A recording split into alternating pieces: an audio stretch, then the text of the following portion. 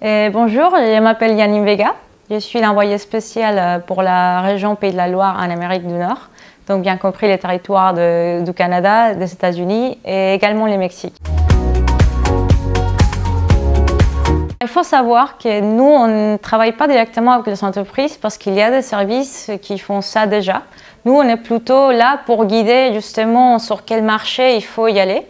Et ça se fait à travers des groupements des entreprises, donc plutôt des associations, des clusters, même la région. Donc nous, on relaie des opportunités, on les communique auprès de ces acteurs et après eux, ils les communiquent à leurs membres, donc les entreprises qui sont intéressées ou même centres de recherche et d'autres partenaires. Je m'appuie sur un réseau international qui est bien Business France. Et du coup, on travaille avec eux pour trouver des opportunités pour la région. C'est un choix stratégique. Déjà, la localisation de la ville est très intéressante. Elle se situe au Midwest américain. Ça me rapproche du marché canadien également, de Toronto, de Montréal, mais également de deux côtes. Je peux bien aller à San Francisco, comme je peux bien aller à New York ou dans d'autres secteurs. Et également, le Mexique, ça nous rapproche. C'est un hub logistique très important aux États-Unis. C'est les hubs logistiques aux États-Unis. Et il y a toutes les industries aussi qui sont...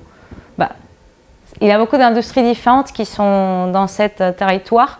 Donc pour moi, c'est aussi important de faire comprendre aux Français que les États-Unis, ce n'est pas juste deux villes, il y a beaucoup d'opportunités de marché dans de différentes villes. Donc Chicago, c'est un bon exemple, mais pas que.